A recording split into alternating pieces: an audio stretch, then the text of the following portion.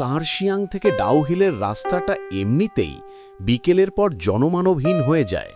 দুপাশে আকাশছোঁয়া পাইন গাছের সারি আর তাদের মাঝখান দিয়ে চিলে যাওয়া সরু পিচ রাস্তা। আমি যখন জিপ থেকে নামলাম তখন বিকেল 5টা, কিন্তু মনে হচ্ছে রাত নেমে গেছে। চারপাশ সাদা ঘন কুয়াশায় ঢাকা, হাত বাড়ালে নিজের আঙুল দেখা যায় না। আমার নাম সায়ন, পেশায় ইতিহাসের শিক্ষক। ডাউহিলের বিখ্যাত ভিক্টোরিয়া বয়েজ স্কুলের পুরনো লাইব্রেরিটা ক্যাটালগ করার জন্য আমাকে মাসখানেকের জন্য পাঠানো হয়েছে। ড্রাইভার আমাকে স্কুলের গেটে নামিয়ে দিয়ে এক মুহূর্ত না দাঁড়িয়ে গাড়ি ঘুরিয়ে চলে গেল। যাওয়ার আগে শুধু বলে গেল, স্যার, সন্ধ্যের পর স্কুলের বাউন্ডারির বাইরে যাবেন না, আর যদি জঙ্গলে কারোর পায়ের শব্দ পান ভুলেও তাকাবেন না। স্কুলের কেয়ারটেকার বাহাদুর দাই আমাকে গেট খুলে দিল। লোকটার বয়স 60-এর কোঠায়, পাহাড়ি মানুষ, তার মুখে কোনো হাসি নেই। আসুন স্যার, আপনার থাকার ব্যবস্থা ওল্ড স্টাফ কোয়ার্টারে করা হয়েছে, বাহাদুর বলল। Old staff quarter? আমি তো শুনেছিলাম গেস্ট হাউসে থাকব। আমি অবাক হয়ে বললাম, গেস্ট হাউসে জল নেই স্যার, পাইপ ফেটে গেছে, আপাতত ওখানেই থাকতে হবে। ওল্ড স্টাফ কোয়ার্টারটা স্কুলের মূল বিল্ডিং থেকে বেশ কিছুটা দূরে, জঙ্গলের একদম গা ঘেঁষে। দোতলা কাঠের বাড়ি, নিচ তলায় কেউ থাকে না, তালাবন্ধ। আমাকে দোতলার শেষ ঘরটা, রুম নম্বর 13, দেওয়া হলো। কাঠের সিঁড়ি দিয়ে উঠার সময় প্রতিটি ধাপে কক কক শব্দ হচ্ছিল, যেন বাড়িটা যন্ত্রণায় কাতরাচ্ছে। প্রথম দুদিন ভালোই কাটল।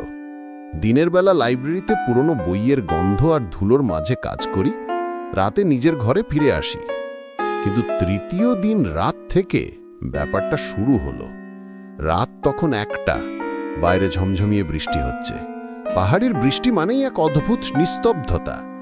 আমি ল্যাপটপে কাজ করছিলাম, হঠাৎ কানে এলো একটা সুর, পিয়ানোর সুর। টিং টং টিং।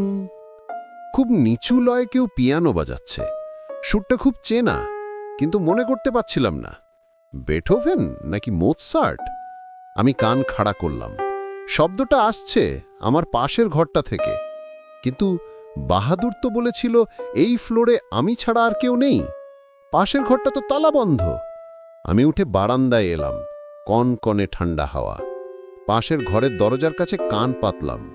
পিয়ানোর আওয়াজটা স্পষ্ট শোনা যাচ্ছে, তার সাথে একটা বাচ্চার গলার গুনগুনানি। সাহস করে দরজায় টোকা দিলাম, টুক টুক। পিয়ানোটা সাথে সাথে থেমে গেল, গুনগুনানিটাও বন্ধ হয়ে গেল। কেউ আছেন? আমি ডাকলাম। কোনো উত্তর নেই, শুধু দরজার অপাশ থেকে একটা ভিজে মাটির সোদা গন্ধ ভেসে এলো। পরদিন সকালে বাহাদুরকে জিজ্ঞেস করলাম, কাল রাতে পাশের ঘরে কেউ এসেছিল? বাহাদুরের মুখটা ফ্যাকাশে হয়ে গেল। না স্যার, ওই ঘর 10 বছর ধরে বন্ধ। ওটা মিউজিক টিচার মিস্টার ডিসুজার ঘর ছিল। ছিল মানে? উনি 10 বছর আগে ওই ঘরেই আত্মহত্যা করেছিলেন। ওনার একমাত্র ছাত্র ছোট্ট নীল জঙ্গল থেকে নিখোঁজ হবার পর উনি পাগল হয়ে গিয়েছিলেন। আমি আর কিছু বললাম না, কিন্তু আবার মনের খটকা গেল না।